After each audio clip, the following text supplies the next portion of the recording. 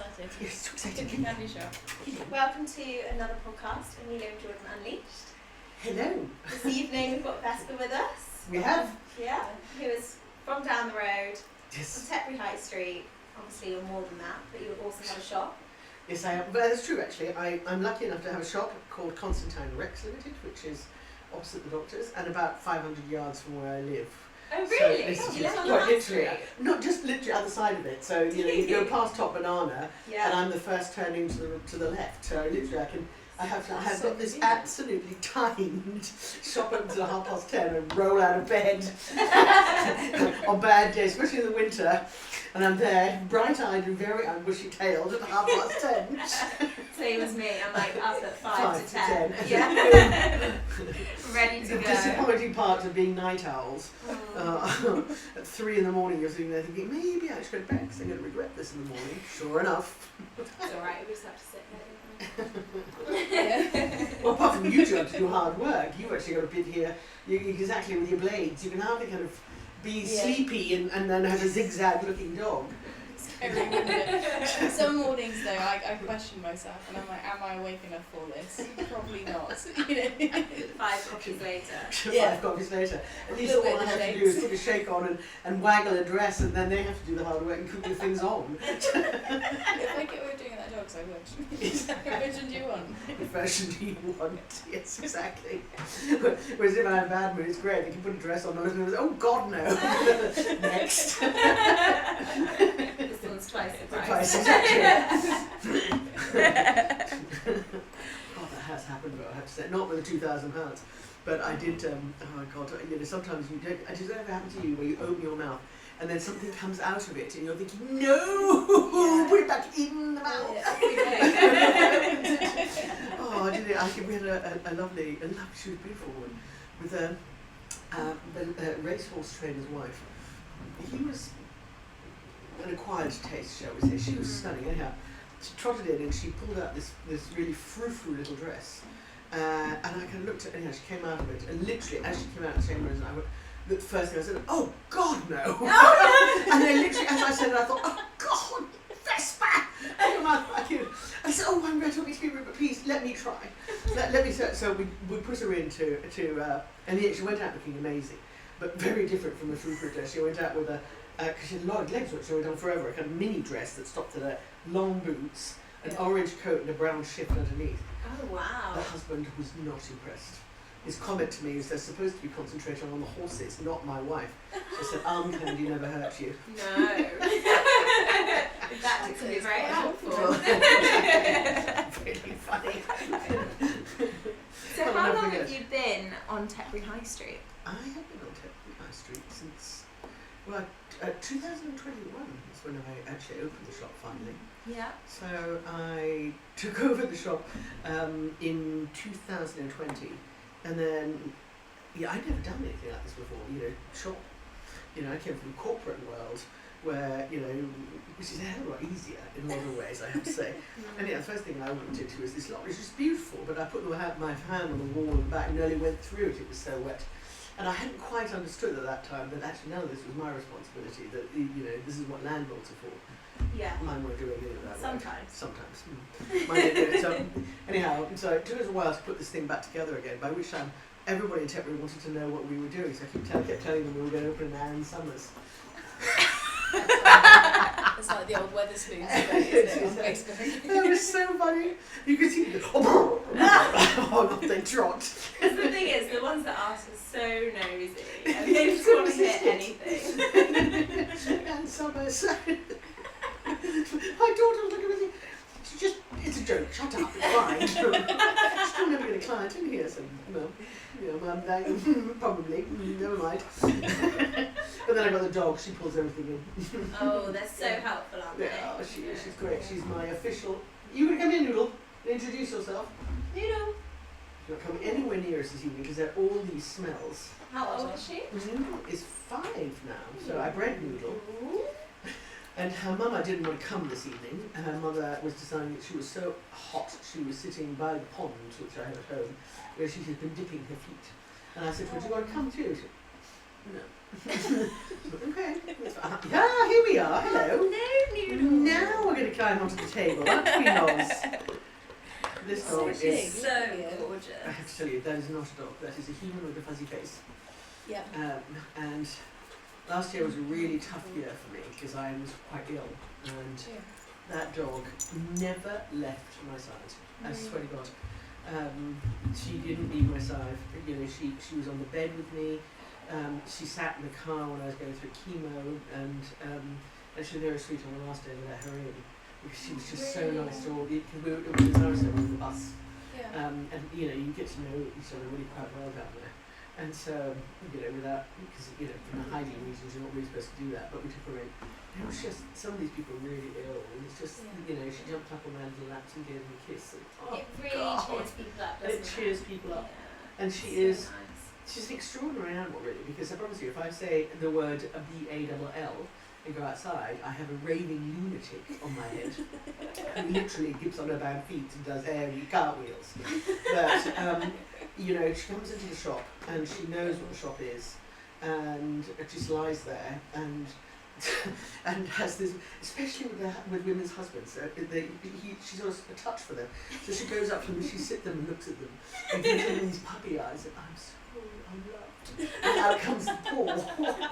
And they absolutely fall for it every time, so she gets cuddles. You are. So she's like You're a cuddle strumpet, aren't you? a shop wingman. She's the official chemist, Yeah. aren't you? You sort the wives out, she sorts the The husbands husbands out. out. It's the equivalent to the chair you always see next changing room, isn't Funniest it? thing, but it's paw goes up, and they ignore her, and then the paw hits a bit more. Don't ignore me, I'm not here to be ignored.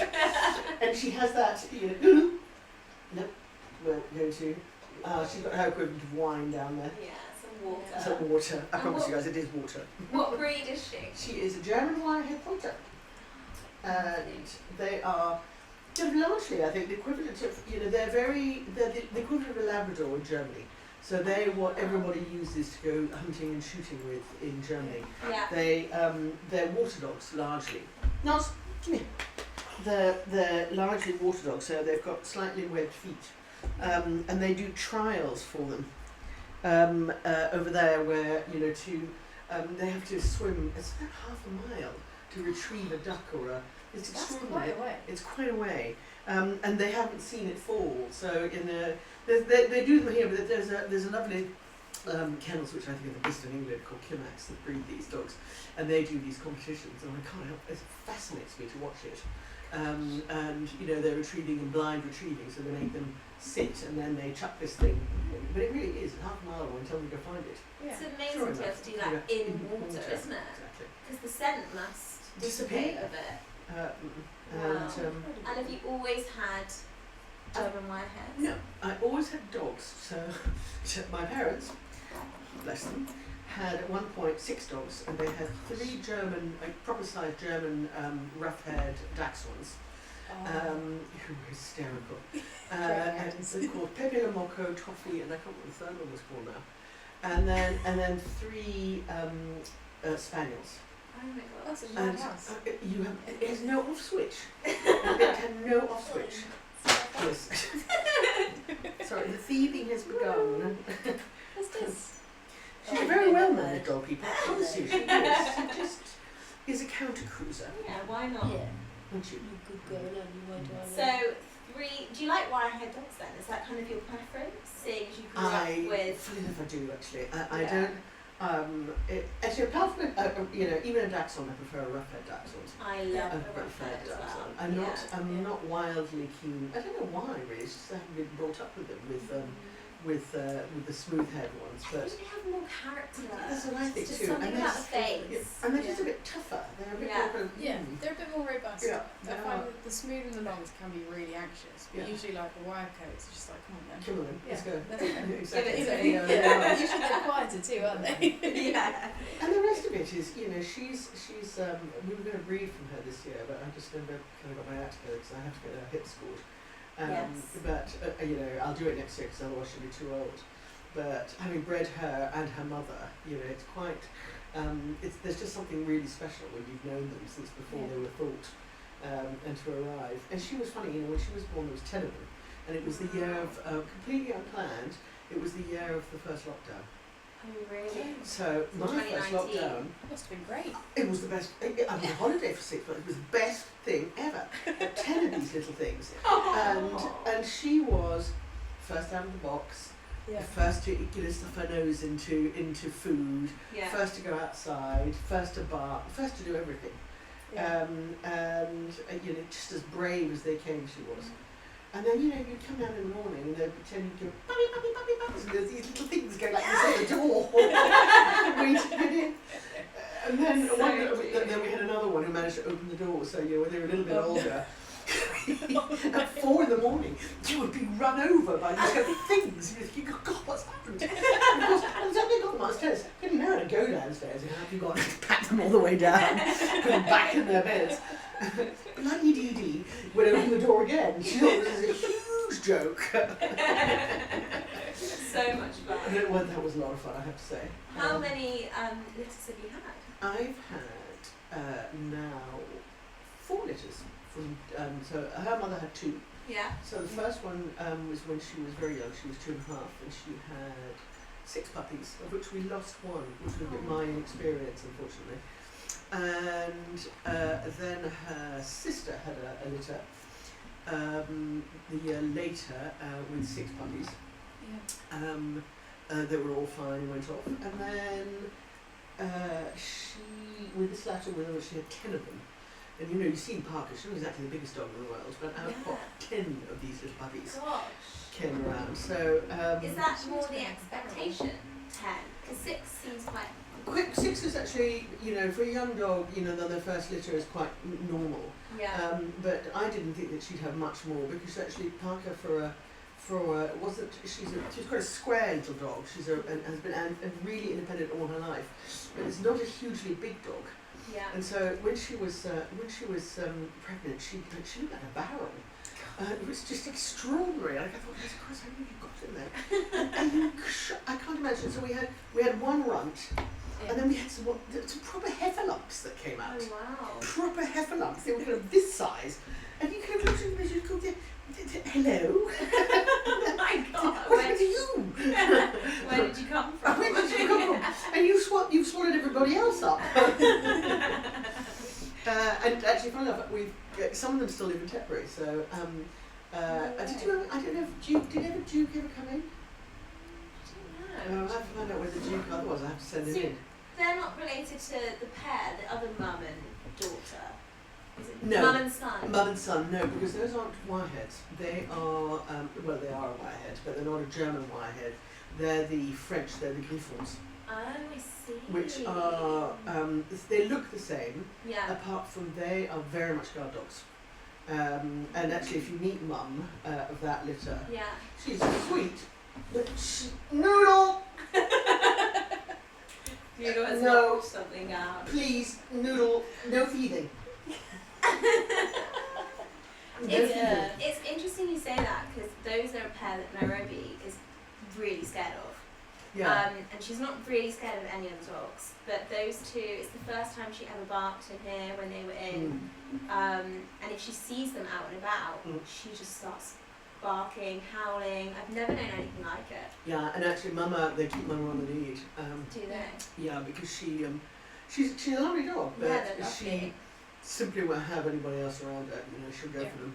Do you find that scenario maybe because it's like mum and son and No. like mum and daughter? She's typical of her breed. Yeah. They were bred not to. They were, they're guard dogs. They're sheep guard dogs is what they use them for out in France.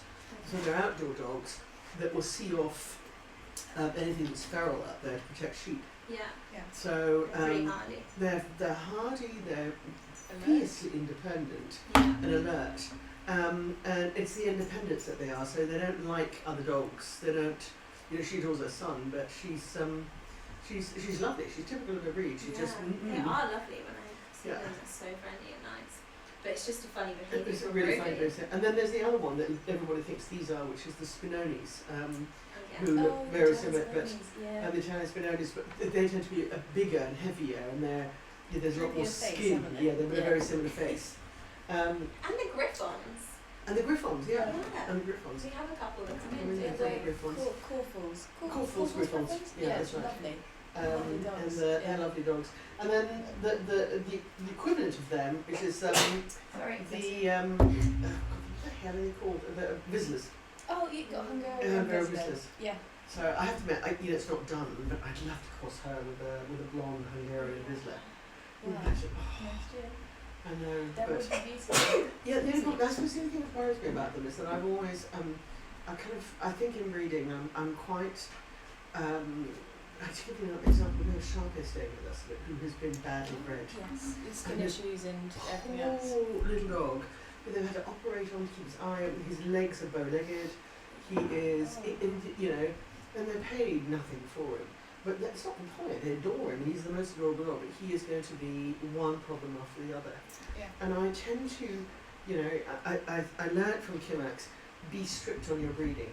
Get them tested, make sure their eyes are good, make sure do not breed for a dog that hasn't got a hip score or an elbow score. Yeah. And if it's not a good hip score, then just don't breed from it because you are breeding yourself and somebody else a problem. Yeah. And And also, the dog, and the dog. it's sad. And as a breeder, if you're responsible, so for all 10 of mine, I've kept in touch with them. So if ever there's a problem, they'll ring me and say, these are the problems. What do we do? Or have you come across this? That's really nice. Yeah, but I think it's also really important. But so I've tended to and I like the fact that I can kennel club register them. But so it's the first time I've kind of thought about not doing something because I wouldn't be able to register them with the kennel club if it would be such a fabulous mixture. They'd be big. They'd be big, and they would be. Yeah. And I don't know, blonde noodle. So cute. A blonde noodle.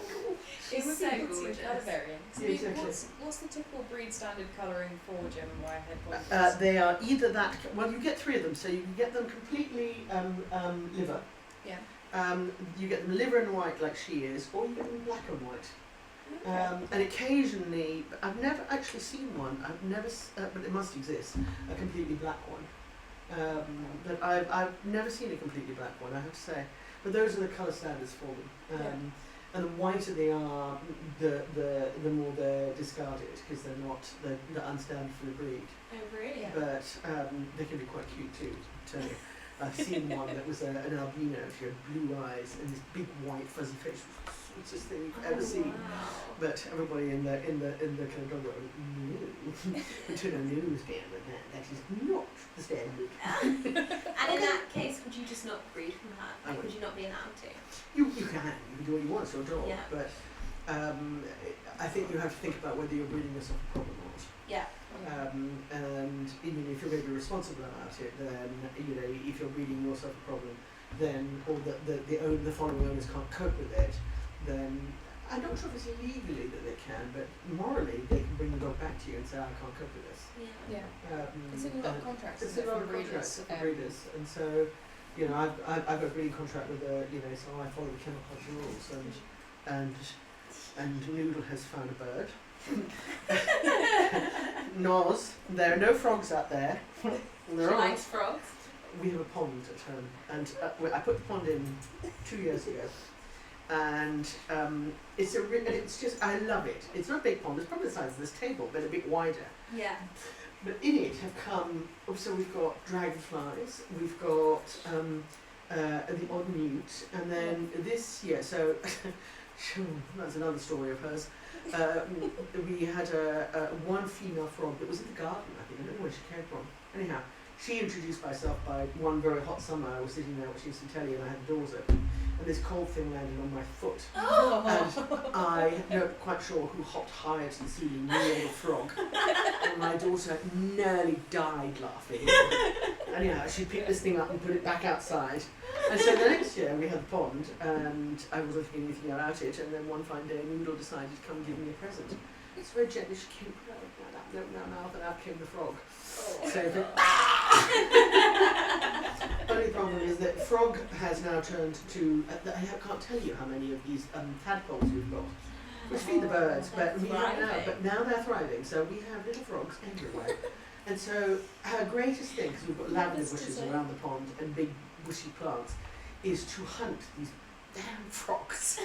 And so all you can see is the tail doing this ridiculously, and then occasionally a frog will phew down the pond. And the only way I can get her out, because normally she's really obedient to me, and not on that occasion I have to go with the hose and spray water out, and she looks at me and says, "That's not fair." It's very funny. She's a proper character. Isn't Yeah, she's a proper character. She's so funny. But she does. You know, and if I'm not with her, or I have to leave her at home, so it's too hot or something. With the stairs go up, there's a window, and there's a little kind of, as the stair goes around the corner, there's a little place I put a bed for her, and she sits there and watches for me. Where is she? Is she coming back? She's just there. So you're very attached, the two of you. Oh yeah, ridiculously so. You know, she's just. I don't know. I can't. It's very difficult to describe the bond with that dog. Especially when I was ill, and this dog would. It wasn't just that she lay on the bed, because normally she'll curl on the end of my bed, and then annoy me through the night, because then she decides she wants to go under the cover. And then when she's hot, then she goes out from the other end of the bed and takes the cover with her. God, get pull the cover back on, go back to sleep. It goes on all night. But not last year, when I was ill, she would literally, she put her hands around my neck and her head on my chest. Really? I can't tell you what it was like. And they're really in tune, aren't they, with your energy? And she knew I was really ill, and you know, it was incredibly gentle. You know, just moments of just, she never nips, but she'll hold my hand, and just never wanted to not be beside me, and I relied on her heavily emotionally. You know, because especially when you're running a business, it's really, I find running a business quite lonely. Very lonely. I find it very lonely.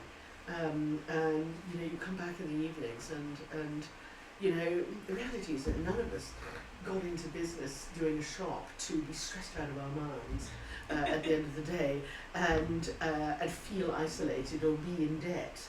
And you know, and having something that is so closely attuned to you, and a mother, so there was shoes that just, they need my energy, and they know what to do.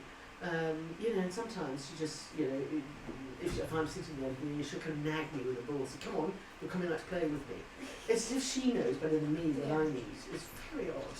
They are great companions in that sense. It's like, I mean, they're renowned for helping with like anxiety and being therapy dogs, and I think they really can feel a lot more than we give them credit for. Oh, I think they can too. Well, you know, now they know that they can diagnose it, but I promise you, I think that dog would die for them. Really? Honestly, I believe that dog would die for me. If somebody came towards me, I think she would stand between them and me. But you know, she's that attuned to me, and I've never had that before. You know, Mum is a great dog. I don't know if you're wrong, but she was always her own person. She was always until this independence. From the day she was 6 weeks old, she wanted to go off, and you know, we called her the pest of the hydrangeas because she'd eat them, and then she'd hide behind them and eat them.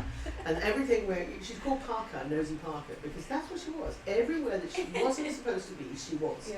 But she was never great for cuddles. She didn't, you know, she kind of likes it, having her belly scratched, but you know, kisses she puts up with. You know, do I have to? Really? Can't you just scratch my bum? And you know, she was there, but it's not the same thing. You know, I know what that dog thinks. She looks at me in a certain way, and it's quite clear to me what she wants. And she expresses herself. You know, when she wants to go to bed at night, she's done a long day and she has to be sitting watching telly.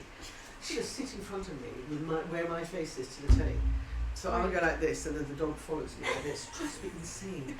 All right. Time for bed. Going for bed. And if you then try to watch it up on a computer, on a laptop, swap goes the paw. You can do that kind of silly little thing. Hello. They are funny, because sometimes they take almost like a parent role, don't they? Yeah, Like when you get that sort of bond of that, no, come on, it's time to go to bed, and you know, actually no, you need to sleep, stop watching that, or come on, let's get some exercise. Mind you, I have to tell you, lazy slug here, getting her out of bed in the morning. Hello. You could have opened her eye. the same. She hates getting up. Do you feel like you've built that bond because you've had her from a puppy? Did you have Parker from a puppy? I had Parker from a puppy too. Being born at your No, home? she wasn't born with me, Parks. I got her when she was 6 weeks old. Yeah. So she was very tiny. She was early and very tiny. But no, Parker, and because I had Parker's sister too before I lost her. And they were like Tweedledee and Tweedledum, and I think that was the difference, was that they two, because they were sisters, that bond was stronger with them than it was with me. Yeah. And I promise you, those two at 6 months old, I spent my life thinking, where is the nearest pointer rescue? Why not? We built, we were living in Kent, and we built a 6-foot fence to try and keep them in. Really? Do you know what the little chicks did? Excuse my language, people. It's fine. But Swearing is fine. they got in, and I kind of we sat there thinking, oh, good. And then there was something on the other side of the fence, and it was Parker, and she just went up to the bottom of the fence, ping, and was straight over the top of it. Really? She did Straight over the top of it. And then followed hotly by her sister. And I sat there with my mouth absolutely open, I don't believe it. And then just to add insult to injury, instead of coming around and going through again, oh no, they just hopped over the fence and get back in again. And I thought, well, that was a waste of time. But you know, then I realised that nothing was going to kill me, because I remember then once, a couple of months later, the sister, who was called Olive, got caught on the wrong side of one of those big chain link fences. Yes. Yeah. And I wasn't going to go back for her, so we're going to, she's climbing on top of it. She climbed it. She climbed it. It was 8 foot, this thing. And she jumped at it, so she reached about, I don't know, halfway up, and then with her claws, pulled herself over the rest of this fence. I have to give it to you, I've got it on video somewhere. It was just the most extraordinary thing. That's incredible. It was incredible. You hear about like Belgian Malinois doing that, but Really? Oh no, I not think like the pointers or... when they're determined, and I think any dog will do it when they're really determined. But and she was so proud of herself. I bet she was. She was, and at that point I thought, okay, we're moving. Yeah, there's nothing you can do. Yeah. Track her, that would be the only thing. But the problem was that, it was my own fault, because one thing I hadn't understood with them is that where we were living in the place at the time was Cowden, and it was in a beautiful place with hills and a lake at the bottom, and covered in deer. But deer everywhere. So in the first thing in the morning, you let them out, and they chase the deer around, and all you could hear was woo, woo, woo, woo. And I thought it was really funny. And then they'd come back. Yeah. And the problem with that was that at the end of the spring, the deer disappeared, the sheep appeared. Oh no. And that one was so funny. Yeah. And we had a real problem. I learned a lot of sheep about sheep that day too, those days too, but I couldn't stop them from chasing them. Really? Yeah, that's why we put the fence up, and all fell apart. We had tags on them. We had literally got vicious. We put those electric things on. Yeah. Nothing stopped them. They would just Nothing go stopped straight them. through it. And the problem was that there was the two of them, so it was the sisters. So one would herd, and the other one was the brains behind it. And I don't know. I think they killed 9 sheep in the end. And I can't tell you. And 9 of them. Some of them were because they grabbed them by the face and they wanted to play. Yeah. They just tear their faces off. It was just awful. And so you learn it from the other perspective, and also how fragile sheep are. That they are, really. I'm always amazed at how something as sweet as a lamb can turn into something as dumb as a sheep. But anybody who's a farmer who's going to listen on there, we're going to get all sorts of rude comments, I suspect. But actually, to give them to you, and you can't just buy 6 more sheep to shove them in with a herd. That doesn't work either. They're very. Are they quite selective they're about very sheep? selective about sheep, and they really worry themselves. So getting chased, some of them would just have a heart attack. Oh god, it's awful. And so eventually it was either shoot the dogs or chose to move. Because I couldn't even give them away, because the police said to me, well, if you're going to give them away, you have to move to somewhere within 50 miles of where they are, there is no sheep. Well, there is not a place in this country where they're within 50 miles, there is no sheep. It's just not possible. And I'm kind of thinking to myself, okay, so off I go. off you go. Yeah. And so we did, and then we split them. So my brother took them at Olive, and I kept Parker, and then the problem stopped, because actually without her sister she wasn't interested in doing it at all. That wasn't nearly as much fun. Yeah. So it was she did like occasionally, but they never hunt on their own. Yeah, they felt stronger together. They feel stronger together. So she tried to get this one to go and hunt with her, but that was actually in the forest right for a roe deer, and this one just said, nah. There's no point. There's no point in this game. Good news for you. Yeah, God, you could have been bad Do you again. know what she does? It is the funniest sight to watch ever. So for me, a seagull we call a sea chicken. And she, even in a wreck, but we took her up to Scotland. She'd never seen the sea before, and I thought, well, this will be interesting. And she found these gulls. Off she went. birds all up in the air, and all you could see was her watching the birds and chasing them. And there's a lovely photograph that I've hung at home of her at full tilt going past me with her face saying, bye. And now she does it. I take her up, when there aren't breeding birds down there, but I'll take her down to the Common in Winchton-Hampton. Oh, yeah. And there are seagulls, and then there's these little birds, what are they called? Skylarks, that breed on the ground. Yeah. So I don't ever go there in the early months of the year, but now they're all hatched. And they play with her. So they stay literally about a metre above her nose. Really? And they chase each other around the fields. It's the funniest thing to watch. And she loves And it, she of course. absolutely loves it. Why? Yeah. She comes back absolutely pooped. Yeah, but that's her instinct, isn't it? But it's really interesting. And the birds do, they play with her. They enjoy They know it. that the rooks hop for a metre Yeah. and then look at her and go, yell at her. And that's absolutely insane. You're meant to be howled with laughter. But she tried to chase young sheep when she was about 6 months old, but didn't. It wasn't. I don't think to her. It was just because they were moving. Anyhow, it frightened me half to death. So that was the end of that. So I think that is the thing is sheep will always run when they see a dog because it's instinct. and any dog will run because it's their instinct. Yeah, and any But- dog will chase because it's fun, Yeah, so but, you've always you got a know, problem. You've always got a problem, but I have to admit it wasn't until the farmer showed me what the sheer devastation the dog's doing. Yeah. That now I understood that, and then for us it was a major upset, but I don't lost the dogs, so it was that on move. And is that when you moved here? Yeah. Yeah. Well, it was a bit of a combination because I had at the time my mother had come to live with us, who had just started getting dementia. Yeah. And it was a funny thing where, by sheer force of will, you're going to say to her, come on, Mum, you do know how to use the TV thing.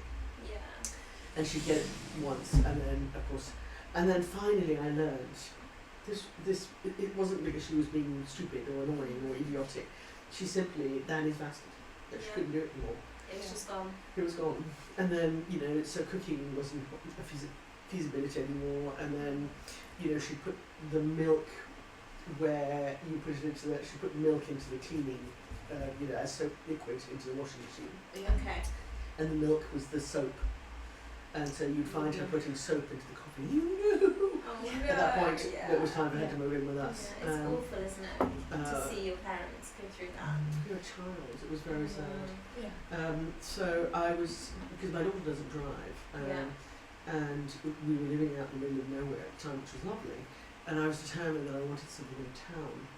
And my background is that my parents are diplomats, so I'm British. I've never lived here. I never had a childhood here. Never been to the Cotswolds. And so I found this house online and thought, oh, that would be lovely. Anyhow, I rang up and he's gone, which was a little pity, and I thought, oh, right. So we looked around, and 2 weeks later, I got a phone call back saying, look, the people who are going to have this house have been messing about. Yeah. If you can get up here by tomorrow and put 250 quid in the account as a holding fee, you can have it. I tell you, the 250 quid was in within about a minute. Oh my gosh. And I arrived 2 hours late the next day, but I walked in the door, took one look at the kitchen and the sitting room and said, well, take it. Which my daughter looked at me and said, are you mad? I said, Georgia, it's the middle of Tetbury. And I promise you, I drove through Tetbury the first time and I thought I'd died and gone to heaven. I thought to myself, because I lived in Rome, where, there are the tallest things in town are a church. Well, that's what we've got here. There are no modern buildings. Yeah, there's I no thought, flats. there's no flats, there's no tower blocks, there's no nothing. I thought, oh, this is good. And so we moved in, and for the first time in my life, I found myself in a community. So lots of other people who had elderly parents came and introduced themselves. They found, so Mum went into the Monday Club, which was run by the local community, and I had my own bedroom, but you get really tired after work. She'd get out, she'd wander off down the road, and a number of people with no sense of judgment who would scoop her up and bring her back and just say, she got out. And at night, so eventually we ended up locking the door. You can't do that during the day. You can't lock her into your own house, because if something happens, then you're in real trouble. Yeah. And so, life became quite difficult. And so Tetbury was just heaven for us on that episode. It is. The community here is so It's amazing. extraordinary. It's a very kind community. It's typical of a small town where, you know, I find myself being told my own business before I even know my own business. Yeah, I know. Sometimes and you're sitting there thinking, really? Gosh. Am I? Okay, if you say to me that's what I'm doing, then surely I am. I'm thinking, okay. Everyone knows everything. And there's lots of it goes up in the corners, you know, and you kind of think, yeah, all right.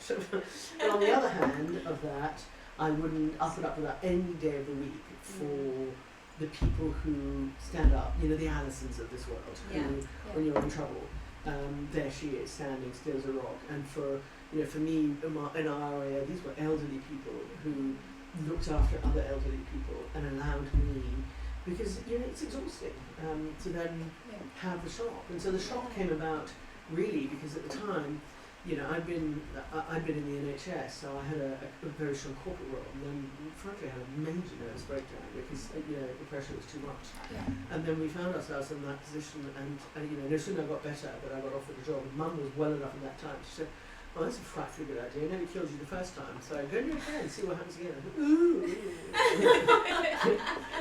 And you know, she'd come from a background where, you know, in the diplomatic service in the 60s, you know, there wasn't a Rixa or so on, so, you know, she was dressed by Chanel or in haute couture. Oh, wow. So with her came this collection of clothes, which we'd all looked at, and my sister was in that business, and every man came, thought, it's too big for her. And I don't take for, you know, so I'm the omelette of the family. And they didn't fit me, and I kind of looked at them and thought, what am I going to do? And then the shop came available, and I thought, why not? Yeah, just put them in there. So we put them in there, and originally, I'd got on to train to do jewellery and design. And then, you know, the shop took a life of its own, and then other people started coming in and bringing things for us to sell. So how does the shop work?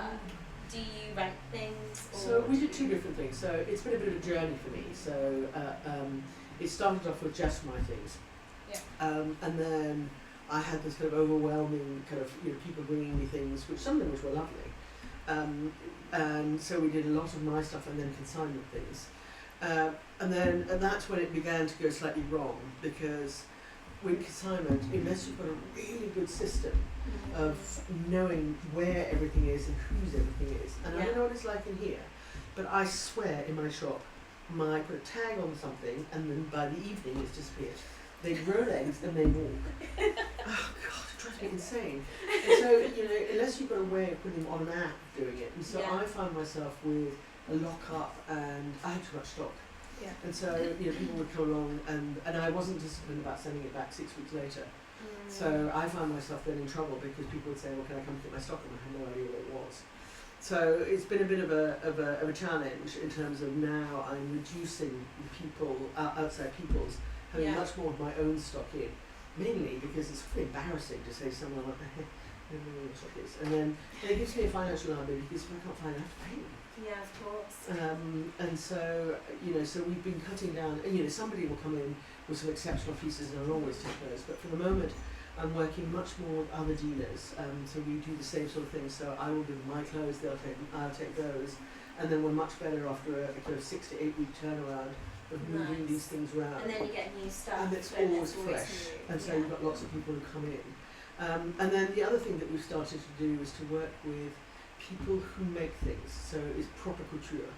So one of them is a girl called Amelia Thompson, who's based in London, who does the most extraordinary pieces of clothing.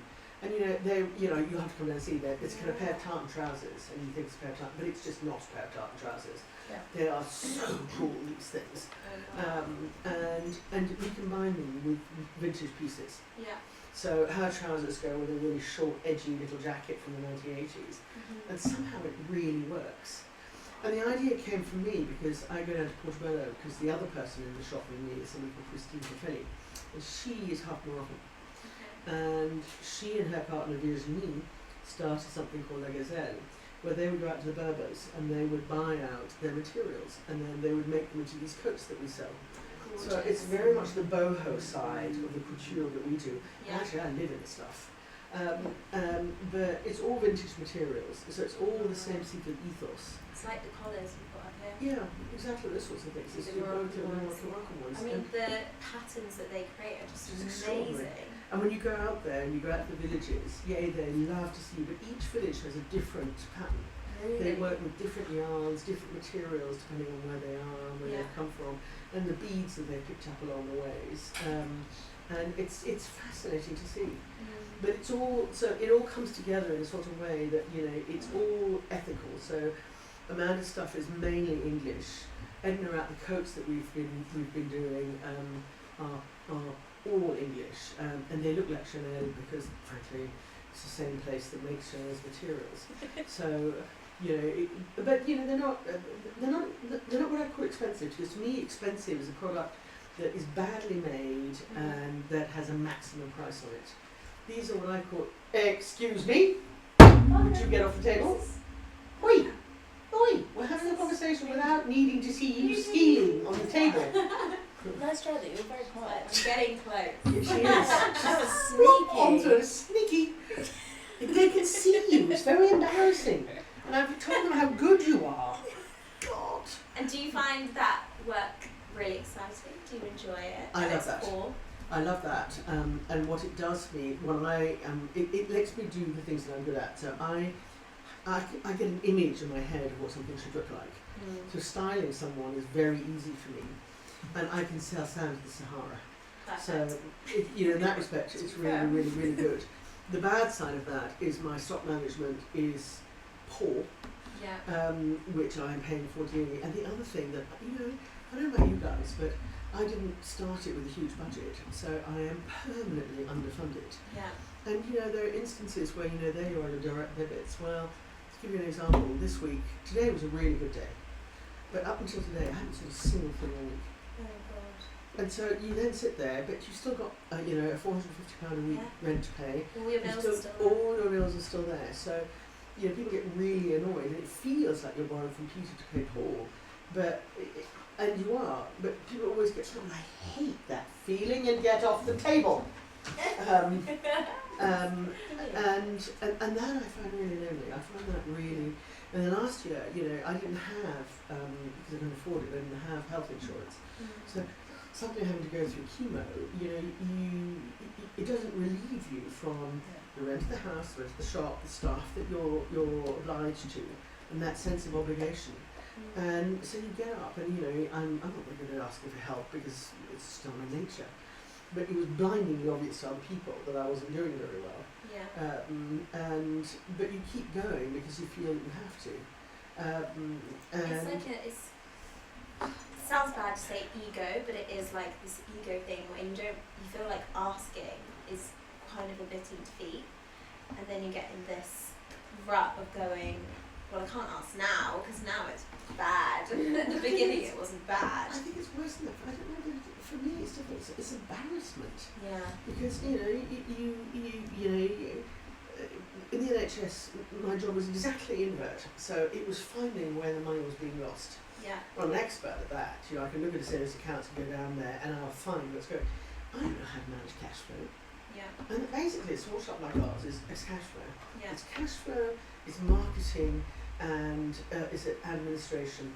And you know, I pay a ridiculous amount of money to our accountants to do our books.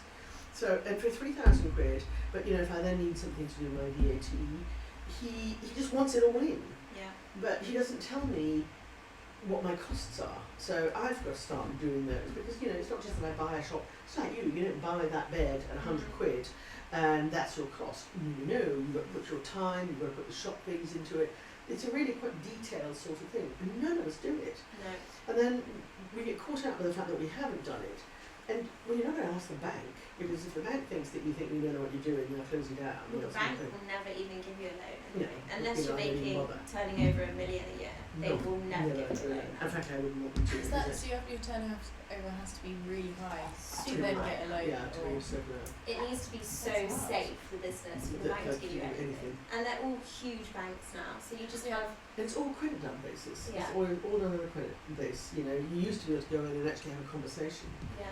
But the only one that can still operates is actually in Cirencester, if I know, it's the Handelsbank, where they have old-fashioned. But you know, you have to have £500,000, I think, in the account before they even consider you. So basically, if you're a small business, you don't. not.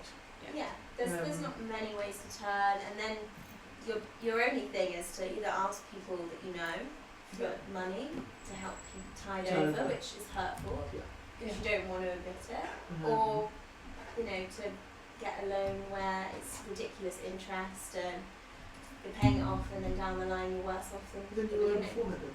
And I find, for me, I think the worst thing about it is that what it does is crushes my creativity. I don't know about you. Yeah. I spend hours, and at night you don't sleep because you think, shit, how am I going to pay these bills? Yeah. And and I'm in debt. And actually, in the end, I've got myself some bad news, but I'll say to people, look, I'm sorry. And they'll say, well, why haven't you paid it with my money? You should pay me. And I just say, well, because that's what happens. But, we'll give you 350 quid this week, and nothing's out of proportion that you can't pay them. Yeah. But it leaves people thinking that it was an unattractive experience, Yeah. which is hence why, in the end, I try to get out of the rooms of the public that it's mine, because then Not letting it down. not letting anybody down. Yeah. But it's difficult, in these big companies. You're an M director, you're a financial director, and a marketing director, and really they do really separate jobs. We, no, we do all of it. And, you're kind of, and I would say a jack of all trades, not a jack of all trades. We have to be bloody good at what we do, Yeah. because otherwise the whole thing falls flat on its face. Yeah. And people, I don't think are terribly empathetic to that. I don't think that they come in and, I don't know, I got someone came in the other day and she said, she looked at the brooch and she said, what, £6? I could bet that in Tesco's for where it was in for two. So well, off you go. Charity shop. The charity shop for two. Yeah. It's offensive. And it's really offensive. It's really hurtful. I had one who dropped the bagel and she'd asked me for a discount and I said no, and then it broke. And so instead of offering to pay me, so it's broken, I can have a discount. What? Gosh, it's And you awful. could sit there and you think to yourself, I wouldn't all do that, but fly to the moon. It's second-hand clothes, therefore it's a glorified charity shop. And in fact, it has nothing to do with it. And I was explaining to a customer of ours who's in banking today, I said, I watched at Portobello last week, Rixo, Yes. rent for 3 weeks 16 pieces of vintage Adidas pieces to copy. So that will be next year's Really? season. And so it's all linked. That is expensive crap. That's expensive. That is expensive crap. That really is. But next year you're going to have expensive crap that will look like vintage stuff. They will never get the same feel or weight or material because until somebody tries on something that's real vintage, this was stuff that was meant to designed to last for years. Exactly. And My grandma always said, buy well, only buy once. And only by once. And Yeah. it's a really good advice, that. And we made corsets recently. And I've had lots of people online saying to me, can you make me a corset like that? And I said, yeah, absolutely. How much is it? £5,000. And there's a stunned silence. So we're going to do a post next week of saying, right, you all ask me whether I can make you this corset. Absolutely I can. However, the material costs £200 a metre because it's fine lace and it's antique. Yeah. Here's the cutting, here's the corsetry, here's the inside lining, here's the window, and then, sorry to say, I now work for free. Yeah. I do actually, but between four walls. But if I put my stuff onto it, and I'm talking not about having a huge salary, I'm talking about minimum wage, it comes out to I think 3,800. And I'm going to do it for free. No, you need to make profit. I have to make a profit because it's the only way I'm going to do through it. Well, one of the worst things we do as business owners is we don't value our own selves. Our So, time. yeah. And especially women, we are the worst at it. So we work all the hours that God gives us, Yeah. and we don't. Think, we'll put our time into it, it's too expensive. Well, you know what? That's why in the end these big companies go off to China and these sorts of places and use crap material because they want to produce the brand. But that has nothing to do with the quality of material. It's not the same element. You just feel different if you're wearing something that's well made and great. But Like when I go into Rixo, I've been into, so they have that cocktail bar on Kings Road. All looks amazing, you get cheap cocktails and it feels really cool, and then I feel the clothes and I'm like, Ugh. wow. Just But like people fast say, fashion. Fashion. we It's got a just collar fast from you. I'll be honest with We you. got one of your emails leather on collars TV. when you first opened. Yeah. That Parker wears. And that collar Parker pulls, she's a pain in the ass. And we had one that we bought offline. And I nearly lost her because the thing snapped. It came straight out from its stitching. And she went straight across the main road. So we came in, we bought one of yours, and didn't know what she does. She can't get out of that bloody collar. And we have it tight. But it matters. This stuff matters. Yeah. And there's a huge difference between expensive and costly. That is a really solid, well thought through, proper piece of material. Yeah. Just like my clothes are. Yeah. That are really, and it's really important. You know, it keeps my dog safe. Yeah. And I know for a fact that people go out of my shop in a dress that they will never find anybody else into, And then enjoy it. and now look amazing dog. And people say to me, where do you get that from? Yeah, And we that can't makes get them, and you can't really say to them, you can't. No. There's only one off piece. Which also is amazing because then your fashion's unique, you know, people can Exactly. borrow it from you if they love it and they've got an event to go to. I think that's the nice thing. So, So for the local people now we rent, yeah, my problem with rentals is that some of the dresses are really heavy. You know, the beaded ones, they weigh 3 or 4 kilos. And, you know, what I don't want them to do is to go to somebody who's, I don't know, back in Bournemouth, and who's going to a hoolie in a dress that is irreplaceable to me. yeah. Well, that sounds terrible. But, you know, the whole point of rental, because then your contract says, right, well, you have to pay the value of the dress as a deposit, you get it back. The whole point of rentals, they don't have that money. That's why they want to rent the thing. Yeah. So around here, I know the girls, I know the mothers, Yeah. I know the families, so that problem disappears. So we haven't quite figured out how to put a rental platform up.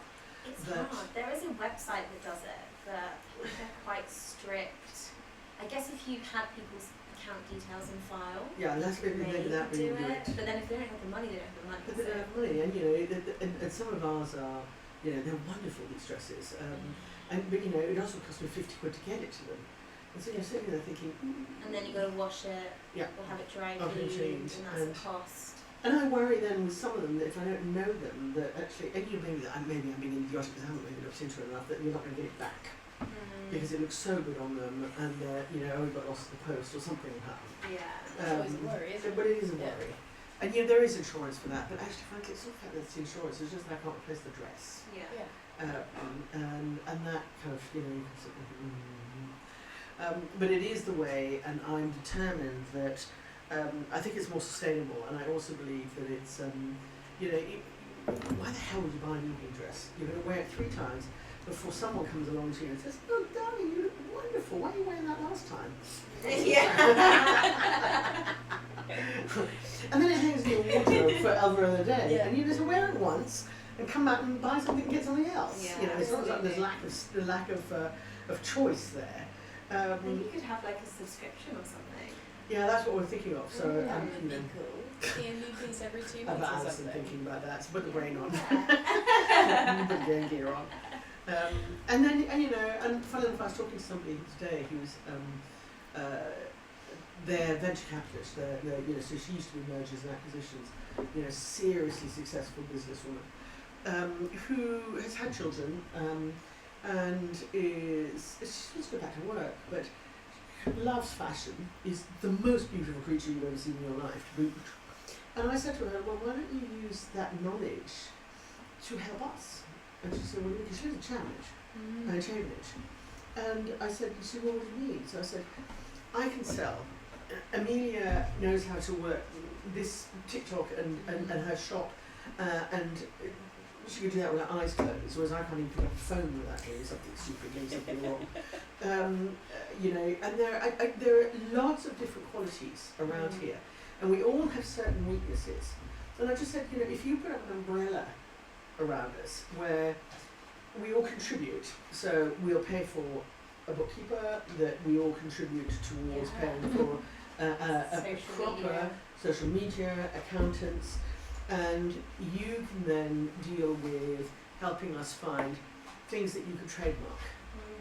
Because once you're trademarked, you have business. Yeah. And I know where you can get your stuff, but I've never talked to you about where you get that leather. Yeah. Well, you get it in Morocco. Yeah. That's where you get it. And, you know, or you get it in Italy. And I know where those are, but it never enters my head to think, well, make a dog collar out of that. Yeah. Of course you could. It's exactly the same sort of It's product. just So bringing everyone we're together. and you bring people together, and you if you like, it's like not a Waitrose. They're not a shop. It's a kind of like a partnership where people contribute their knowledges and they help each other. And she said, well, how many people are you talking about? So I said, well, in my area, in vintage, I can think of, in England alone, about 50 of us who would benefit from that. And then I've got the American crew who've got the same problem, but they're in America. And she looked at me and I said, and then there's you guys. I said, here there must be at least 20 of us. And if there's 20 of us here, there'll be 20 in the next village. Yeah. And we can still keep it local. That's not the issue. But to give you an example, I said to her, I have been asking the council to get us onto TripAdvisor. We can't do it individually. It has to be them who advertises what to do in Tetbury and where to go. Because if we do nobody will look for it. I've been banging my head against a brick wall for 3 years. How difficult can it be? I said to Alison, I think I'm going to elect myself next time round, just so I can get us a TripAdvisor, and then I'll leave. Yourself. And then I'll leave. I'd be hopeless at politics. I'd be rude to everybody. It'd be absolutely no good at all. But if we're going on to it's all done with beautifully coloured feathers and poisonous things that you can't see. Of course it is. I'm a bit blunt for that, I fear. But and funny enough, you could see her ticking. The other thing about it is there's lots of companies. So in America they're called buckets. Here it's bigger combinations will give charitable donations because they consider it against their profits. Yeah. Well, I don't want a venture capitalist anywhere near my business because then I grow it, we get it to a stage, and then they want to sell it. Yeah. I don't want to do that. So what I want is I want knowledge. I want to be able to. It's not that I want to control everything. That's not the idea at all. But I want to keep the bits that I'm good at, and then I want someone else to take care of the things you want. And then in truth, the more people. Well, I don't mind constructive criticism at all because it makes me think. And I think that no is the most creative word in the English dictionary. And you say yes, and then off you trundle. But somebody says to you, no, I think that's crap. And you can look at them and you think, oh, that's crap. Why is that crap? Instead of getting offended by it, then it makes me think. And I say, well, okay, well, and then you have a conversation around it. And it's a hugely creative word. So then you think, well, how are you going to, whatever it happens to be, and because you probably haven't thought it through. But the more people you get together that have different experiences and different views on that, the better it can be. The more growth there is there. And in small towns like this, where you fight, because if you don't get a certain traction, you're never going to be able to compete with these people. And so you have to be able to get other people to help, and I think that that's a really important thing. And often there are days when I say, how am I doing this for? It's just life could be. Well, I just go back to do something where I don't have to think and I can do it with my eyes closed.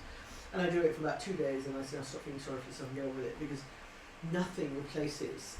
It's fun. It's fun to have somebody who comes in and you put a whole series of clothes on them and they look amazing and they go over the next person. Nothing. It never gets old for me. You never can replace the good days. It's just the hard days. It's just the hard days. And it's and it's not fun. And there are days when I want to hide because I know somebody's going to chase me for a bill that I haven't paid, and you don't want to go to the shop because invariably there's about 3 other people in, and they don't mind lambasting you in front of 3 other people. You just feel this big. And God, I hate that. And sometimes I get their point of view, and I just think, oh God, have a little empathy. Just wait till the shop's empty. You don't have to. The other thing is reviews. I don't know about you. Reviews, that's my other bête noire. I get 20 or 25 really good reviews, and I get 1 crap one. And they find them. They find the 1 crap one. Oh yeah, they never miss the 1 crap one. I mean, we had a situation where we were outwardly badly reviewed on Experience Tetbury, which for anyone that doesn't know is like a Facebook group that 13,000 people are on. Because they didn't want to show up. Well, they didn't show up for their grooming appointment an hour before they were due in, and when we explained, they gave us no, but you can't make it in. Really sorry, and we're really sorry to hear that. But we're going to charge you. Understandably, it's in our contract that you have signed, here's your signature, it's That you're 100% okay. fee, we need to cover this. And then because we've moved the dog from the following week to come in, so we don't have that gap, that's still, people don't realise that's still a loss of profit, Of because course, we're having it's to move huge. the dog. Because of that, she then phoned an hour later, was incredibly rude, very threatening on the phone, very upset, and then was like, I'm going to leave you a bad review. I'm going to do this. Yeah. I'm going to do It that. was basically And I was like, if you charge me, I will leave Yeah. a bad review. So it was like using the bad review as blackmail. Yeah. Which I think people do. I Oh, think you're not 100%, fit. yeah. And it's kind of sick. They want to get their own way, don't they? They Yeah. don't want to pay a fee, even though they signed something, and they'll threaten you with trade standards, all of this, all of that. It's like, well, at the end of the day, You sign a contract. you not only that, but you've decided this is an appointment on your day, and we are sympathetic. If someone phones up and says, "I'm so sorry, kids having to go to hospital, broken my leg, something like that," then of course, like we Yeah, of course waive we'll the fees. do We're it. not Human idiots. beings, whatnot. yeah.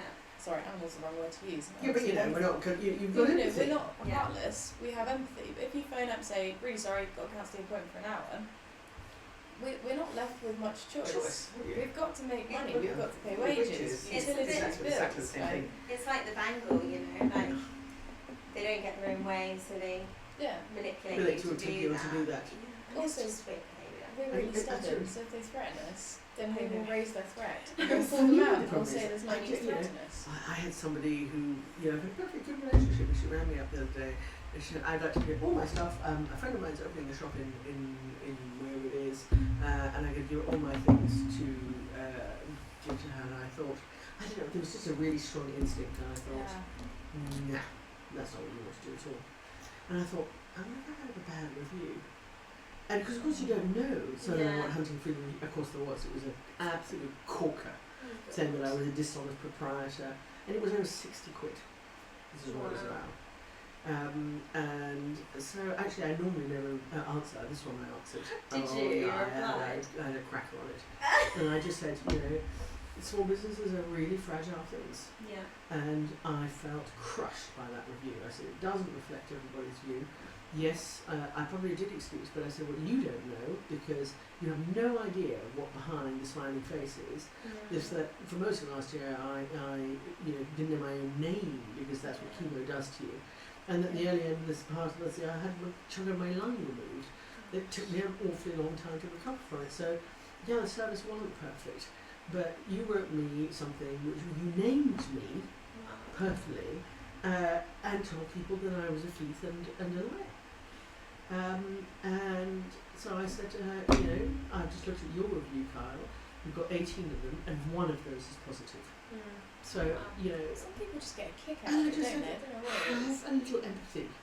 Have a little, and think before you write that review if there is another way of resolving this problem Yeah. and why there is a problem there, In which the does in the first first place, which doesn't include, I'm really going to steal 60 quid out of that shop. Come on, there's something else going on. There's an amazing book by a guy called Malcolm Gladwell called Talking with Strangers, and it basically talks about how scenarios like this happen where it's just a communication error. Two people, they're just not listening to each other, and then you can't really come back from that because you're both just butting heads and there's nowhere to go. I found like Just her taking a emails. second. It just takes a second. She's never rung me. But she sent me an email. I think the last one was in April, just saying can you possibly sort this out. And and for whatever reason, which I don't have an excuse for, which is where I'm in the wrong, I didn't put it into an admin system. I forgot Yeah. because it was one of 2,000 emails that arrived per day. It's not an excuse because that's my shitty admin. Yeah. This is the stuff I crap at. But stuff Human happens, error. It's human error, but but I've had to do something about it because actually it's not just one or two now. Now I'm making the decision to move things. It's quite a lot, and actually, I keep thinking to myself, well, how would I feel on the other end of it? Because I suppose the difference between me is that if I had a problem, I'd turn up the shop. Let's just say, can we talk about this? Yeah. And I'd go away having made a decision about what the hell's going on. And if I thought that I was being a complete then I'd do something about it. Yeah. But if I thought there was somebody who was in trouble, I'd say, well, okay, how can we resolve this? Yeah. There is a way to resolve this. There's always a solution. Always. You Yeah. just have to find it. But crushing someone in a review without thinking of the ripple effect of that. So for me, I think it's 3 customers that are now coming on and saying, because I'm a dishonest proprietor, that's how she headed it. Wow. And I have to admit, and so I did mail it today. I said, you've been paid now, but your review was crushing. Yeah. It was absolutely crushing. And before you write your next one to someone else, you need to think about what that effect had. Because the ripple effect is a tiny little ripple to you because you're angry and you're feeling frustrated. To me, that turns into a tsunami. Yeah. And there was another way to solve it. Yeah. It is. It's so hurtful. It's personal. It's very personal to me. It felt when very it's your personal. own business, everything's personal. Yeah, it feels really personal. Someone coming in and telling me I wish you were a proper pet shop. That's really hurtful. You haven't, really? Yeah. You were a proper pet shop? Why aren't you a proper pet shop out of interest? Probably because I don't sell kibble. But it's like you when you curate clothes, you're taking in what you like because you know you can sell it because you like it and you know you can fit that to someone.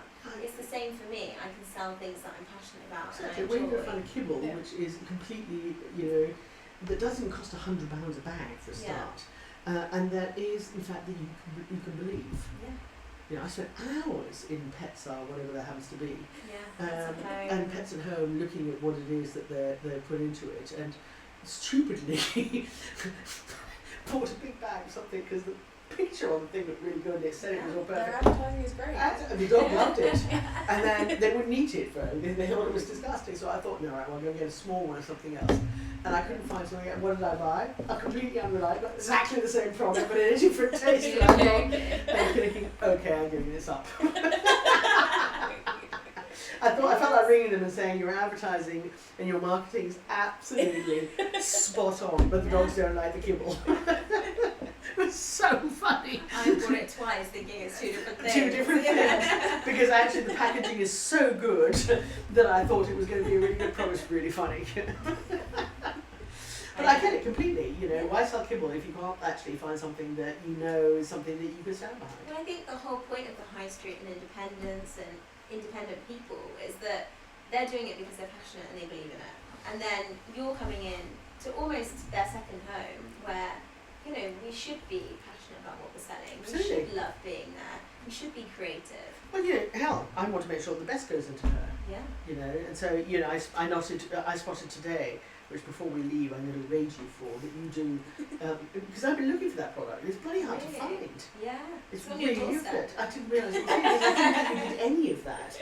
I knew you didn't did kibbles, but I come along and I buy ears for them and so on. But I didn't realise that you did that sort of fresh food. Yeah. Because mine are all fresh food. I feed them kibble in the evening, Yeah. but they don't get tin food. Why would I? When you go to Aldi, and I'm sorry to say the box of 2 kilos of chicken costs less than a big tin. Yeah. Perfect. Well, you get to control what goes into it as well, don't you? Of course. And it also, because you love Tin your of dogs, crap it's so nice costs to do it for them. more than a kilo of 2 kilos of fresh chicken that we are supposed to eat. It's all those VCs. Can you see how did that happen too? Isn't it wild? Isn't that Well, wild? I'm going to have to cut We're gonna have to end it, today. because because I think it's Can I come again? You can This is come really good again. fun. This was really Really good fun. enjoyable. And, this is exactly what we want to talk about. Yeah, we want to get more people in, more business owners, more roundabout dogs, but also what's going on, because I think it's important for people to realise that when you go into a small independent shop, it hurts the person when you break something and say, can I have a discount? It's also cheeky, isn't it? Exactly. Yeah, And so actually, it'd be great. We should do this because actually, funny enough, they do the children's clothes just up the road. Emma and Doug. Yeah. She she's makes great. the stuff, and I think she's great. And funny enough, I've got some stuff that's made by a friend of mine, and I wondered, I don't know her, I wanted to put her together because this lady does smocking in the old-fashioned way, and I just happen to think that might help them because nobody does smocking these days. I can tell you what it is. Sounds important though. I'm do you know just what the smiling old-fashioned- away. It's in when you see old-fashioned kids things, it looks like a little bit of elasticated stitching, which used to go around their middles. You'd know She'll it really if you saw it. she'll know it when she Yeah. sees it. We'll bring one My in. wife will kick me so Yes, much. Hannah makes things Yeah, up. Hannah loves making things. She loves fashion, and I'm just sort of here. And you guys said some words, and I'm just sort of like. Oh, I'll bring it in next time. Yeah, And I was kind of thinking, yeah. I said to Alison, do you think I could just give them that and say, would you like to meet them? And then she looked at me and she said, No. I don't think you can. Okay. But you know, but I know that they've had a problem, that they've been really successful here and they've fallen into the same trap that we did, so they've been able to expand and you know, they've fallen into a whole series of traps and it's threatening the whole business. It's so hard. And it's I mean, I feel so badly for her. yeah, because you get so excited that the second's going to be just as good, if not better, and then, you know, if it's not, it doesn't meet that expectations. It's just sad. It's sad. Well, it's hard not to take it personally, isn't it? And then go, God, I'm a failure, I'm this, I'm that. You're not. It's just circumstance. I do that every single day. You know, you can sit there and think to yourself, you know, just because I can't, you know. But actually, then I said to myself, well, you know, whichever way around, I still manage to pay my house rent. I can live. Yeah. But you know, I can tell. I don't know the last time I went on holiday. You know, those sorts of things. Hard. All of that sort of stuff disappears out of the window. Yeah. And that's tough on family too. It is. Yeah. It is really hard. I mean, we're going on holiday this Sunday for the first time in about a year and a half. But even then, you're like, can I even relax? Can I Like, even relax? Yeah, precisely. yeah, when I get back, there's still so much I have to Something do. And But I suppose the truth about it is it's always going to be that way. And Always, so, you know, hell, if you don't do it, you know, I've got to go to Scotland whether I want to or not, so I don't have time. So, you know, it's a good excuse. I have no choice, but you know, then I'm trying to think of myself, well, when am I going to go? So I think we're going to go mid-August because actually most people are away then and the shop tends to be a bit dead. And then I just said, I'm sorry, we're going to close the shop and we're going to you go and know, enjoy yourself. my begging bowl and saying, can I have your end of reels? And I see it's coming to my off, we're doing every you again. Yes, me. Well, you enjoy that when you go, and we'd love to have you back. It's Oh, I'd really love to. fun talking to you. I feel like we could talk for a lot longer. Yeah, I think there's a lot of things that we, you know, that we've touched on here that we probably, and it would be fun to get a couple of other people to come through it who have, Absolutely, yeah. just to see, you know, so if that's my strengths, you know, what somebody else's strengths are, and then where are our conglomerate weaknesses, and then how do we deal with those, Yeah, exactly. and how do we, you know, how do we support each other? Because, you know, That's what it's all about. that's what it's all about. It really is. That's what it's all about. And you know, there's lots of big antique shops there that have, you know, bold faces on them. But I'd like to bring Sue up here because Sue started. You know, she's got that wonderful shop called Twig. That's Twig, yeah. But, She you know, was a she's florist, she was a wasn't she? florist. She had not a bean to her name, and she sold little flower pots. And that's how she started. And her brother helped her by covering the rent of her first shop. Oh, wow. But she's the coolest chick in town for a Isn't start. she? I know. And She I used to bring loved Bodger her. in. Ah, she's Oh, sweet. I knew I was Bodger. thinking of a dog. Bodger, Right, yeah. Where's the terrier? Where's the terrier? terrier? He was great. What a But great it'd be dog. fascinating to hear how It she, would, you know, Yeah. how she got around it and how she built it. And I know, you know, even now, it's her own painting that saves her. Really? You know, she's an incredible artist. She's an incredible artist. And you know, now gets commissioned to go and paint other people's houses. But you know, she's had weeks where there's nothing being sold, and she's, you know, that lovely massive grey hair standing out here. You do get like that, don't you? You get that. And it'd be really interesting to see how she's come around some of these things. Yeah, It would. well, maybe that's the new. That maybe we'll that's- do dogs and Tetbury owners, Tetbury Yeah. business The owners. Tetbury- Yeah, I I think think so. Is it's there a interesting. Tetbury business owner that doesn't have a dog? Not that I know of. Actually, that's a very good point. Antoinette, Iron Designs. I don't think anybody's There's a got guy a down dog. the road with the Labrador outside. I know he's got dogs. He's got dogs. I don't think anybody doesn't have He a could dog. be on We're something. so dog heavy in this town, honestly. Well, And there's the odd cat, but Yeah.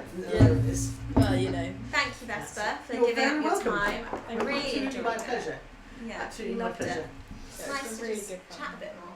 Yeah. Yeah. Bye, guys. Bye guys. Bye.